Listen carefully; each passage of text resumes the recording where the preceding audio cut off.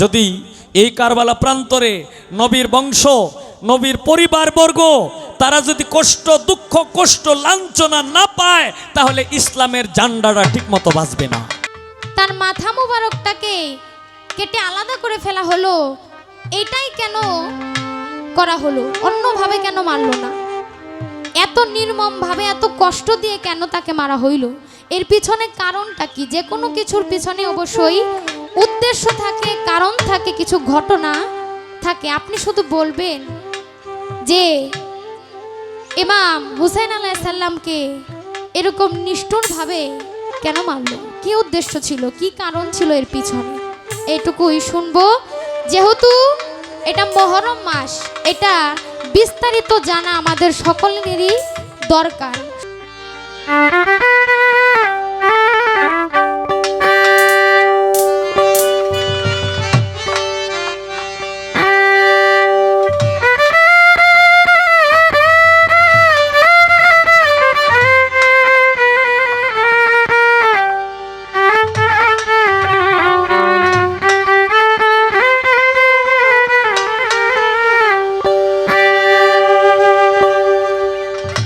ওরে হাসানে শহীদ জহর খাইয়া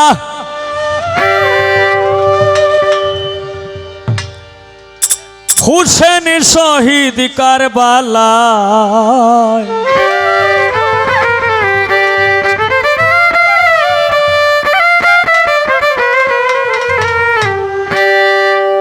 হাসান শহীদ জহর খাইয়া হুসেন শহীদ কারবালায়, মনে হইলে দুঃখের কথা কলিজা ফাটিয়া যায়, মনে হইলে দুঃখের কথা। হাসান শহীদ জহর খাইয়া হুসেন শহীদ কারবালায়, হাসান শহীদ জহর খাইয়া হুসেন শহীদ কারবালায়, মনে হইলে দুঃখের কথা কলিজা ফাটিয়া যায়, মনে হইলে দুঃখের কথা।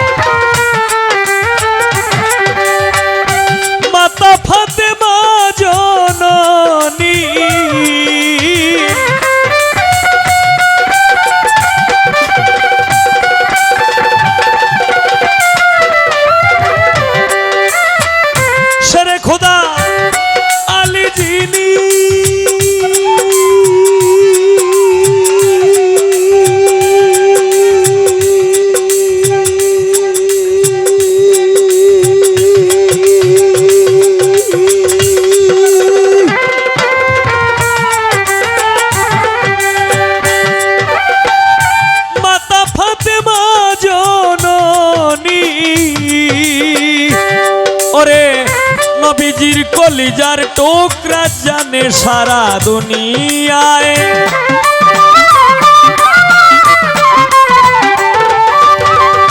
নবীজির কলিজার টুকরা জানে সারা দুনিয়ায়,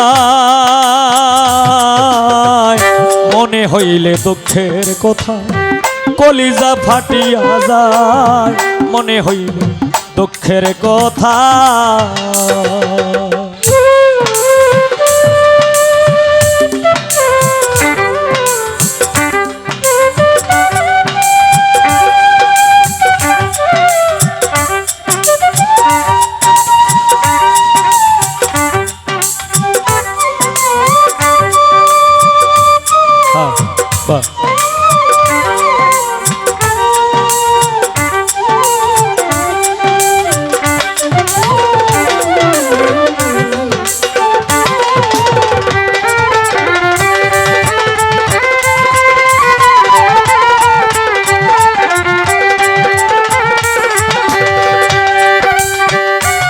সকিনাকে বিয়া করে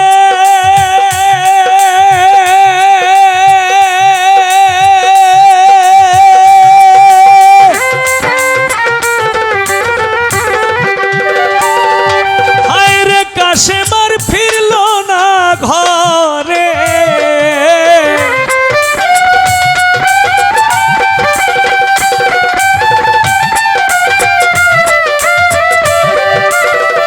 সকিনাকে বিয়ে করে কাশেম আর ফিরল না ঘরে। সকিনার কান্দনে সেই দিন কান্দে আল্লাহর ফেরেশতায়।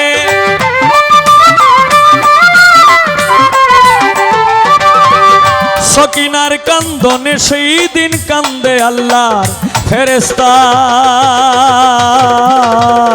মনে হইলে দুঃখের কথা কলিজা ফাটিয়া যায়। মনে হইলে দুঃখের কথা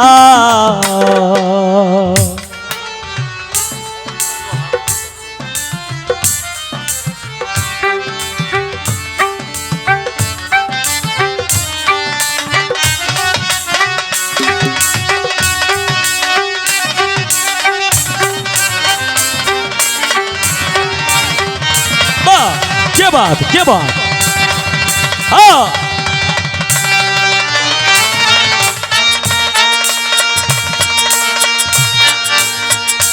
हाँ हाँ क्या बात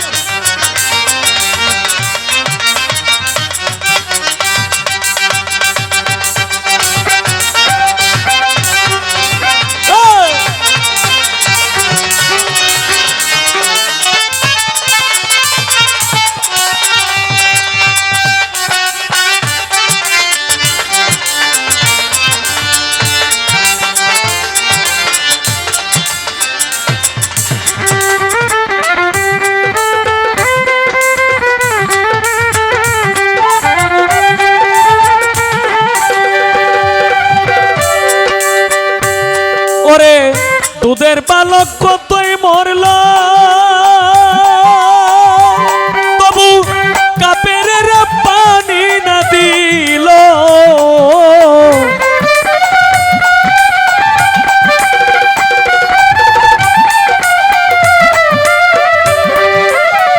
দুধের বালক কতই মরল তবু কাপের পানি না দিল। পানির পিপাসায় আলী আসগর হোসেনের জিহ্বাটা চুষে খায়।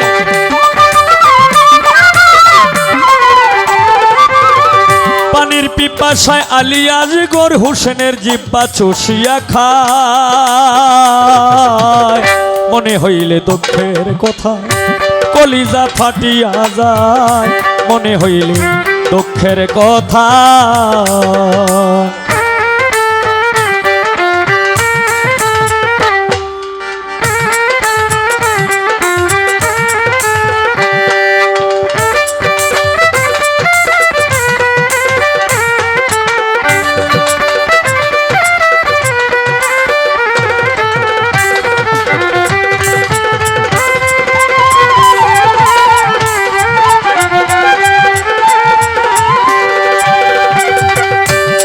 যত বংশ ছিল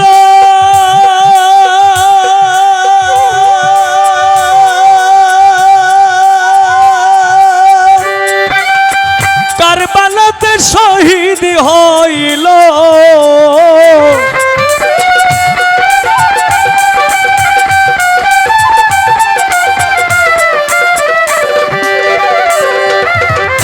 নবীর যত বংশ ছিল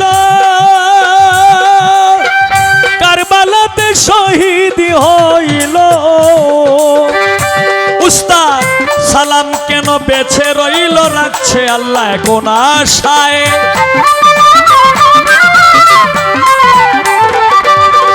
সালাম কেন বেছে রইল রাখছে আল্লাহ কোন আশায়। মনে হইলে দুঃখের কথা কলিজা ফাটিয়া যায়। মনে হইলে দুঃখের কথা হাসান মইল জহর খাইয়া, হাসান মইল জহর খাইয়া, হুসেন শহীদ কারবালায়, হাসান শহীদ জহর খাইয়া, হুসেন শহীদ কারবালায়।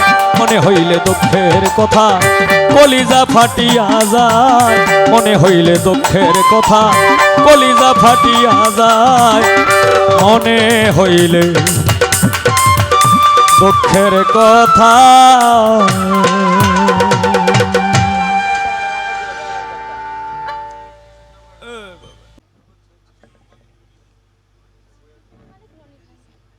কাউরাইদ সাউন্ড সিস্টেমের মালিক শ্রদ্ধেয় রনি ভাই আমাকে 200 টাকার মাধ্যমে দোয়া করেছেন। আমি ওনার কাছে অনেক অনেক কৃতজ্ঞতা প্রকাশ করছি, ধন্যবাদ জানাই। তো আসলে গানটা করলাম যেহেতু মহরম মাস, আগেই বলেছিল যেন ওই উপলক্ষে একটা গান থাকে, রাখার চেষ্টা করলাম। আমি আর অন্যদিকে যাইব না, শুধু আমরা জানি যতটুকু না বললেই নয়, কথা বলতে নিষেধ করছেন, বলবো না। আমরা যারা মুসলমান জাতি তারা প্রত্যেকেই জানি যে কারবালার ময়দানে ইমাম হুসাইন শহীদ হয়েছিল, তাকে শহীদ করা হয়েছিল। তার মাথাটা ছিল এক জায়গায়, দেহটা ছিল আরেক জায়গায়। কিন্তু আমার একটা বিষয় ভাইয়ের কাছে জানার থাকবে যে এই যে ওনাকে শহীদ করা হইল কারবালার ময়দানে, তাকে আস্তে কথা বলেন না, তার মাথাটা অন্য জায়গায় ছিল, মানে মাথাটা কেটে ফেলা হয়েছিল। এই জায়গা থেকে আমার ওনার কাছে প্রশ্ন থাকবে যে অন্য কোনো ভাবেও তো তারে শহীদ করা যাইতো, অন্য কোনো ভাবেও তাকে শহীদ করা যাইতো। মানুষ কতভাবে আঘাত করে তার ফলে মানুষ মারা যায়, আছে না? আছে তো। যুদ্ধক্ষেত্রে গেলে বিভিন্নভাবে আঘাত করে, যুদ্ধ করতে গেলে ওই যুদ্ধের ময়দানে বিভিন্নভাবে তারা সৈনিকরা শহীদ হয়। কিন্তু উনার বেলায় এরকম নির্মমভাবে তাকে হত্যা করা হলো, তাকে শহীদ করা হলো, এটা কেন? তার মাথা মোবারকটাকে কেটে আলাদা করে ফেলা হলো, এটাই কেন করা হলো? অন্যভাবে কেন মারলো না? এত নির্মমভাবে এত কষ্ট দিয়ে কেন তাকে মারা হইল? এর পিছনে কারণটা কি? যে কোনো কিছুর পিছনে অবশ্যই উদ্দেশ্য থাকে, কারণ থাকে, কিছু ঘটনা থাকে। আপনি শুধু বলবেন যে ইমাম হুসাইন আলাইহিস সালামকে এরকম নিষ্ঠুরভাবে কেন মারল, কি উদ্দেশ্য ছিল, কি কারণ ছিল এর পিছনে, এইটুকুই শুনবো। যেহেতু এটা মহরম মাস, এটা বিস্তারিত জানা আমাদের সকলেরই দরকার, সকলের এটা জানাটা খুব গুরুত্বপূর্ণ বিষয়।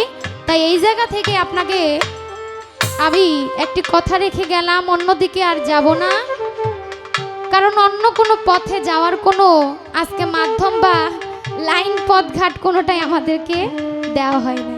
আর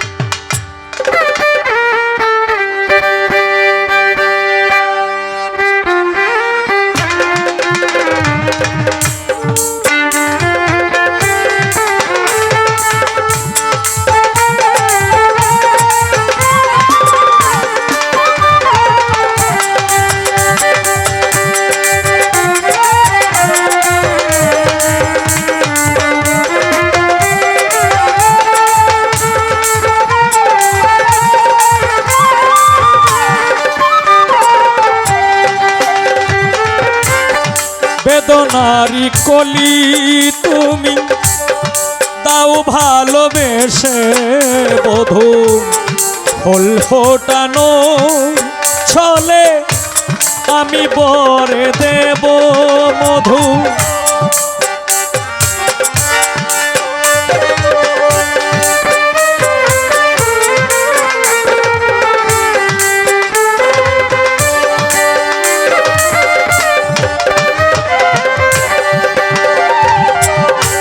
বেদনারি কলি তুমি দাও ভালোবেসে বধূ ফুল ফোটানো ছলে আমি ভরে দেব মধু সারা মনে কেন তুমি চোখে সাজালে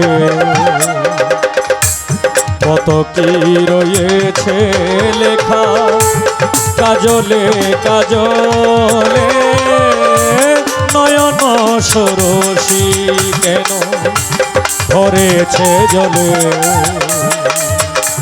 কত কি রয়েছে লেখা কাজলে কাজলে নয়ন সরসী কেন। আরে বাবা এখন তো সাউন্ডের লেগে তাহন যায় না এ কইতে আইছে এটা হ্যাঁ এখন বেশি বড় হয়েছে।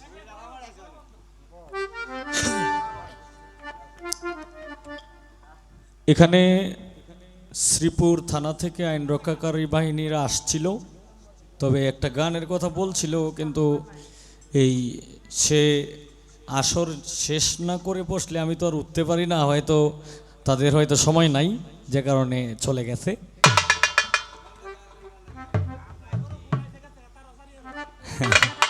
আচ্ছা অসুবিধা নাই, সমস্যা নাই। তো বিষয়টা হলো নূপুর বৈদেশী সে বলি কিচ্ছু জানে না, কিন্তু যে কারবারটা করছে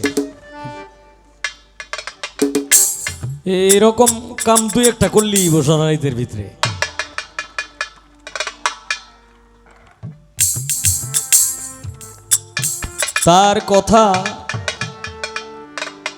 তার কথা হইল ইমাম হোসেন কারবালা প্রান্তরে ইমাম হোসেনকে সীমারে ইমাম হোসেনের শির কাটছে, এরকম নির্মম ভাবে হত্যা করার কারণটা কি? এখন এই বিষয়টা নিয়ে যদি আমি কথা বলি তাইলে অন্তত যে সময়টা সেই সময়টা আমার একলাই লাগবো, তবে আমি এতটা সময় নষ্ট করব না, যেহেতু জিগাইছে খুবই একটা গুরুত্বপূর্ণ কথা জিগাইছে, আমি ছোট্ট এক জায়গা থেকে আমি জবাব দেওয়ার চেষ্টা করব। একটা দলিলে পাওয়া গেছে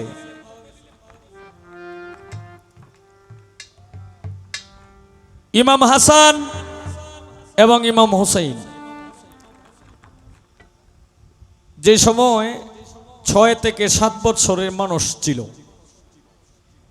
এই সময় হঠাৎ করে ঈদ আসছে, ঈদগাহের মাঠে যাবে। তখন ঈদগাহের মাঠে যে যাবে, হাসান হুসাইন তো হইল মা ফাতেমার সন্তান, তখন মাকে বলতেছে যে মা, আমরা যে ঈদগাহে যাব আমাদের তো নতুন জামা নাই। তখন মা ফাতেমার চোখ দিয়ে পানি পড়তেছে, কিন্তু সন্তানকে বুঝতে দেয় না, কারণ এই সময় জামা কিনে দিবে দূরের কথা, একটা রতি পরিমাণও ঘরে কিছু নাই। তখন মা ফাতেমা বললেন যে যাও বাবা, তোমরা গোসল করে আসো, গোসল করে আসলে এরপরে নতুন জামা তোমরা দুইজনকে দিয়ে দিব। মানে একটা লুকোচুরি করলেন সন্তানের সঙ্গে। কি মানে কিভাবে বুঝ দেওয়ার মতো তো কোনো কিছু নাই, কারণ সন্তান যখন ছোট থাকে তখন এই সন্তানে যদি টাকা চায় যে বাবা তুমি টাকা দাও, টাকা যদি পকেটে না থাকে আপনি দিবেন কই থেকে দিবেন? সন্তান রেখে এটা কইলে হইব যে বাবা টাকা তোমার পকেটে নাই, একটু পরে দিতেছি। সন্তান টাকার জন্যই টাকাই চাইবে, সন্তানের যা চাহিদা এই চাহিদা সন্তানের পূরণ করতে হবে। এটাকে আপনি চুরি করে দিবেন না কি করে দিবেন এটা তো সন্তানে বুঝবে না। তখন একটা লুকোচুরি করে এই সন্তানকে পাঠাইলেন যে যাও তোমরা গোসল করে আসো, গোসল করে ফ্রেশ হয়ে আসো, এরপরে তোমরা দুইজনকে জামা, নতুন জামা। এই কিলো মেজাজ খারাপ হয়ে যা, আগের চরিত্রটা কিন্তু ফাটাইলছি নাই, খুবই চরিত্র খারাপ আসলাম আমি, কিন্তু বিষয়টা হলো দমকাইলে আরো মন নষ্ট হয়ে যাইব, যে কারণে এটা করতেছি না। বাবা ভাই যেইটাই লাগো আর কিছু কইরো না। তখন সন্তান গেল গোসল করতে, গোসল কইরা যে সময় গোসল করতে গেছে দুই ভাই, তখন মা ফাতেমা দুই হাত তুলে আল্লাহর দরবারে ফরিয়াদ করে যে ইয়া রাব্বুল আলামিন, আমার তো ঘরে কিছুই নাই, আমি যে আমার ছেলের আরে একটা কিছু দিয়া যে সান্ত্বনা দিব, এই সান্ত্বনা দেওয়ার মতো তো আমার কিছু নাই। তারা দুইজন জামা চাইছে, আজকে ঈদগাহে চলে যাবে, ঈদগাহের মাঠ, কিন্তু এটাও তো আমার পক্ষে সম্ভব না। তখন আল্লাহর তরফ থেকে বেহেশতে থেকে দুইটি জামা আসলো, একটা জামার রং হইল সবুজ আর একটা জামার রং হইল লাল। তখন গোসল করে আসলে এরপরে দুইজনকে দুইটা জামা উপহার দিছে, যে বাবা এই যে তোমার দুইটি জামা, এখন কে কোনটা নিবা? তখন হুসাইনে পছন্দ করছে হইল লাল, আর ইমাম হাসান পছন্দ করছে হইল সবুজ। তখন এই দুইটি জামা নিয়া রাসূল সাল্লাল্লাহু আলাইহি সাল্লামের কাছে চলে গেল, যায় দেখে উনি নীরব নিস্তব্ধ ভাবে বসে রয়েছে। তখন তারা দুই ভাই, নবীজির কলিজার টুকরা হাসান এবং হুসাইন, দুই ভাই যায় বলতেছে যে ইয়া রাসূলুল্লাহ, আপনি তো আমার নানাজি, আম্মা আমাদের জামা ছিল না, তখন আম্মা আমাদেরকে জামা দিছে। হুসাইনে বলতেছে যে নানা আমি পছন্দ করছি ওইটা, মানে লাল। আর হাসানে বলতেছে কয় নানা আমি পছন্দ করছি এই যে সবুজ কালারটা। তখন আমার রাসূল সাল্লাল্লাহু আলাইহি সাল্লাম কান্নাকাটি শুরু করে দিলেন। তখন দুই ভাই মিলে জিজ্ঞাসা করলেন যে নানাজি, আমরা দুইজন দুইটা জামা পাইছি, আমরা দুইজনকে ছাড়া আপনি এক ফোঁটা পানিও খান না, কিন্তু জামা নিয়ে আসছি, এরপরে কালার পছন্দ করছি, কিন্তু আপনি কান্না করলেন কেন? এক থেকে তিনবার যখন জিগাইছে, তখন আমার রাসূল পাক সাল্লাল্লাহু আলাইহি সাল্লাম বলছেন, ইমাম হাসান কয় যে হাসান তুমি কি মানে জামার মধ্যে কি রং পছন্দ করছো? তখন দেখাইছে যে এই যে না আমি এই যে সবুজ কালারটা পছন্দ করছি। কয় তুমি যে সবুজ কালারটা পছন্দ করছো, কিছুদিন পরেই যুদ্ধ হবে, কারবালা প্রান্তর হবে, এই যুদ্ধের ষড়যন্ত্র হয়ে দাঁড়াবে এজিদ, এই যুদ্ধের ষড়যন্ত্র হয়ে দাঁড়াবে কুটনি বুড়ি, এই যুদ্ধের ষড়যন্ত্র শিকার হয়ে দাঁড়াবে জায়েদা। এই জায়েদার হাতে তোমার মৃত্যুবরণ হবে, তোমাকে বিষ পান করিয়ে দিবে, তোমার শহীদ এইভাবেই হবে। আর হুসাইন, তুমি যে লাল জামা পছন্দ করছো, তোমার মৃত্যুটা হবে রক্তমাখা মৃত্যু। যে কারণে এই কুটনি বুড়ির ষড়যন্ত্র, ইয়াজিদের ষড়যন্ত্রে কুটনি বুড়ির সাহায্যে জায়েদাকে দিয়ে এরপরে শরবতের সাথে কি মিশাইছে? বিষ। এই বিষ অনেকেই মনে করে জহর, জহর বলতে আমরা কি বুঝি?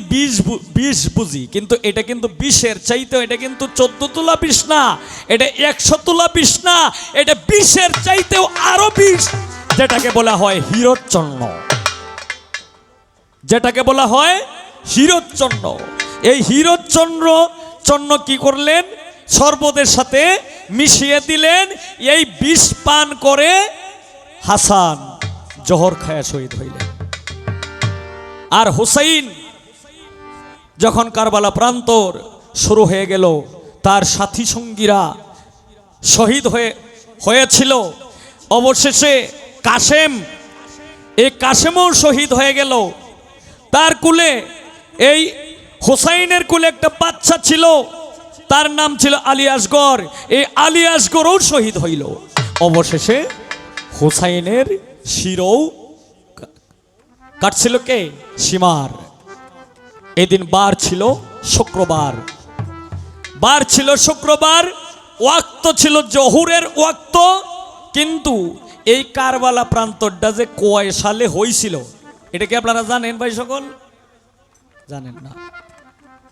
আমার মনে হয় শতকরা অন্তত 1 লাখ মানুষের মধ্যে 2-1 জন জানে কিনা এটা সন্দেহ। আচ্ছা, যেহেতু জিজ্ঞাসা আমি কইয়ে দিই।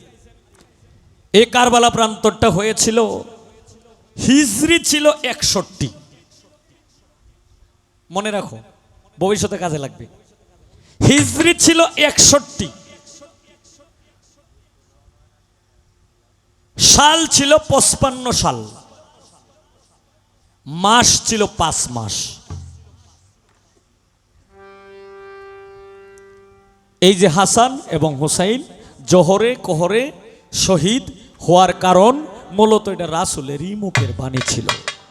কারণ যদি এই কারবালা প্রান্তরে নবীর বংশ, নবীর পরিবারবর্গ তারা যদি কষ্ট, দুঃখ, কষ্ট, লাঞ্ছনা না পায়, তাহলে ইসলামের ঝান্ডাটা ঠিকমতো বাঁচবে না। এই কারণে এটা হচ্ছে পরীক্ষা।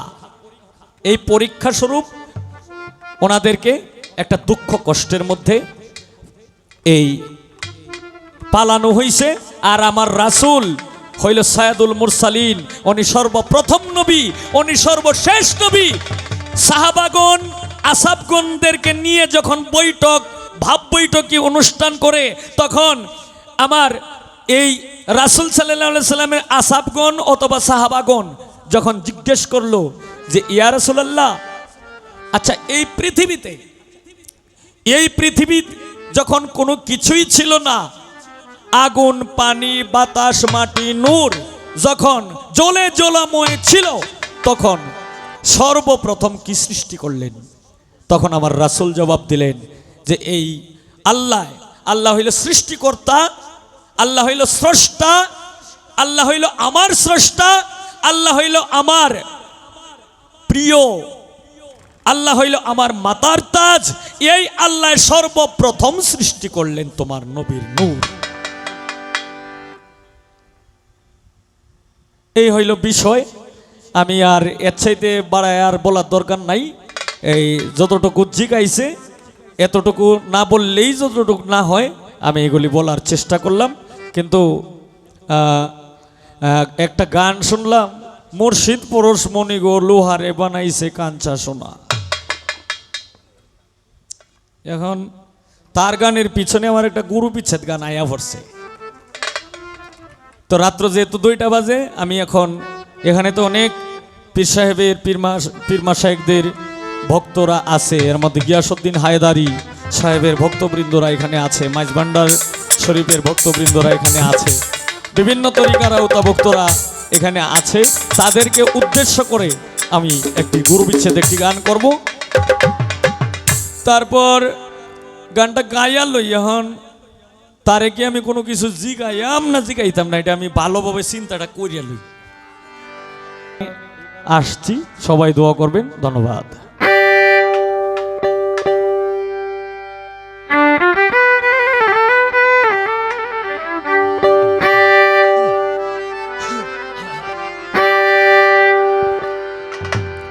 তো আমি আমার ভাবে গান করেছি। এই দেহটাকে কেউ বানাইছে সাইকেল, আবার কেউ বানাইছে ঘুড়ি, আবার কেউ বানাইছে বিমান, আবার কেউ বানাইছে 2 চাকার সাইকেল, আবার কেউ বানাইছে ঘোড়া, আবার আব্দুল করিম সাহেব বানাইছে হইল নৌকা।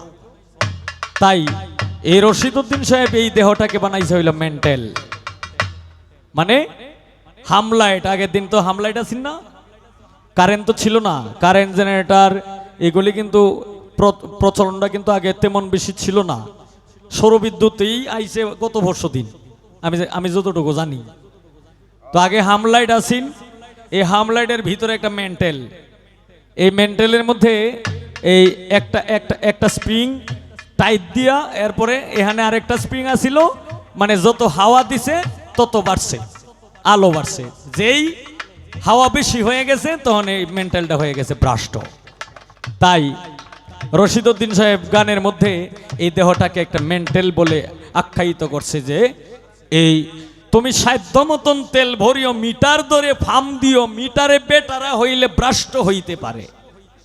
24,600 পাওয়ার মেন্টালের ভিতরে তারে ফার্ম দিও, রীতিমতে ফিন দিও তারে ফুসিয়ারে, মেন্টালে তেল ঝরে বাতি, মেন্টালে তেল ঝরে। তো আমি এখন একটা গানের অর্ডার আছে অনেকেরই। আমি গেছিলাম চা খাইতে, বেশ প্রায় 20-30 জনে গানটার অর্ডার রাখছে। তো না গাইলে আবার মানে ঋণের তলের মধ্যে ভরে থাকতেই হবে।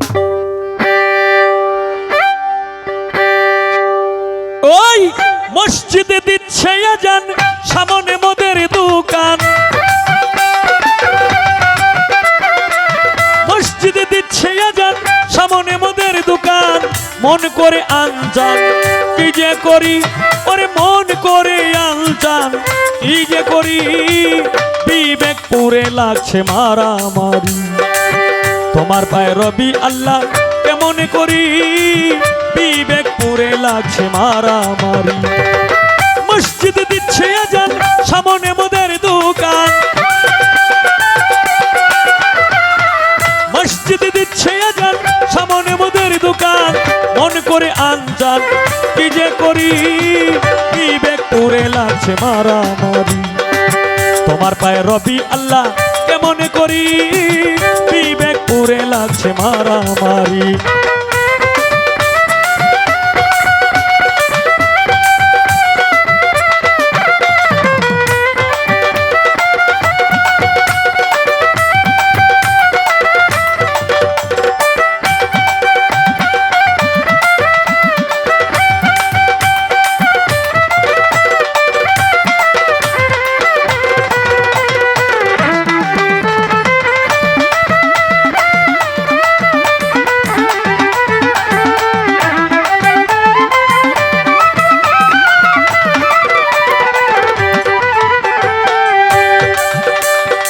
শুনিয়া আজান যার কাঁদে না প্রাণ, সে কি মুসলমান লজ্জায় মরি,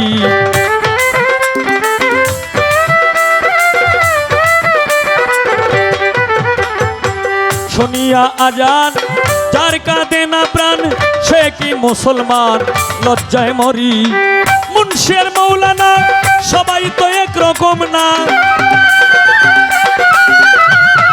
মুন্সির মৌলানা সবাই তো একরকম না, কেউ কেউ করে অন্যের গীবত জারি, বিবেক পুরে লাগছে মারামারি, তোমার পায়ে রবি আল্লাহ কেমন করি, বিবেক পুরে লাগছে মারামারি।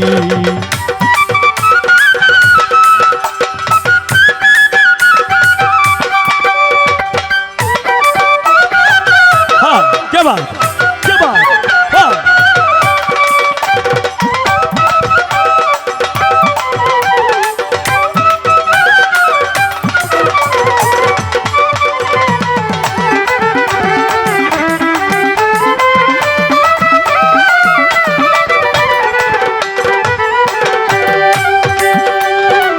মসজিদ আর মাদ্রাসায় কিরে আল্লাহর নামে সাহায্য চায়, আল্লাহ কি ও সহায় দিন ভিখারি,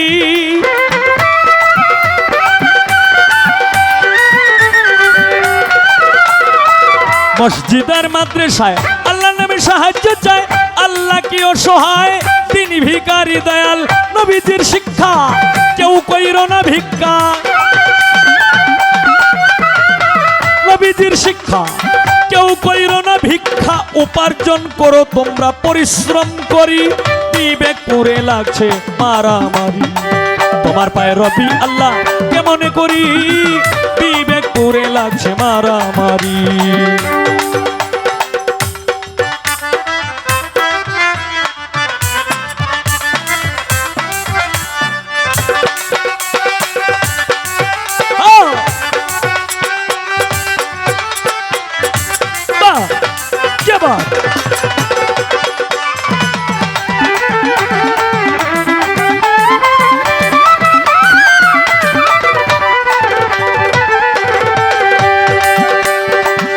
যার যখন মনে চায় চলে যায় পীরের দরগায়, যার তার মতে তারা করে ফকিরি।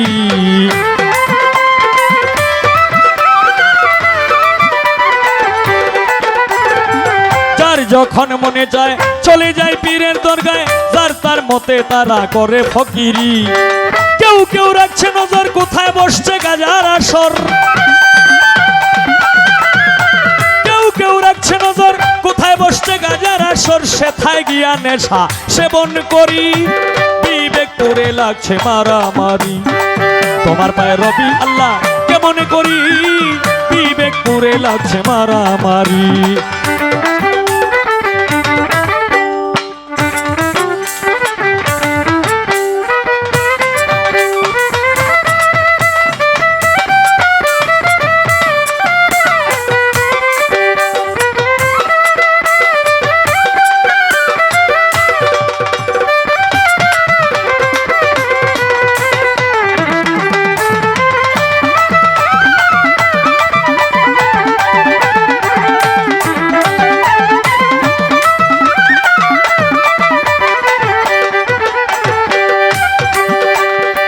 আল্লাহ তুমি দয়াময়, তোমার ইচ্ছায় সবই হয়, এই সবই দেখছি তোমার কারিগরি।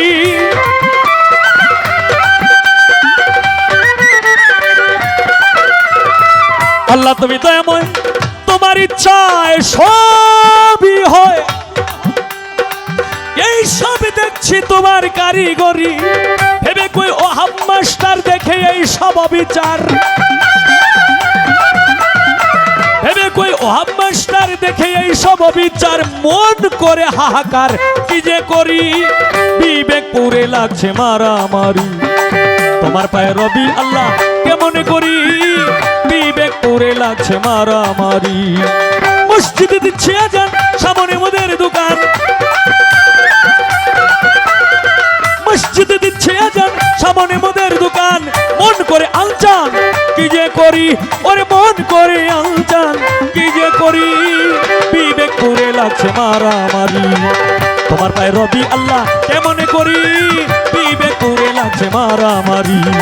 তোমার পায়ে রবি আল্লাহ কেমন করি, বিবেক করে লাগছে মারামারি। তোমার পায়ে রবি আল্লাহ কেমন করি।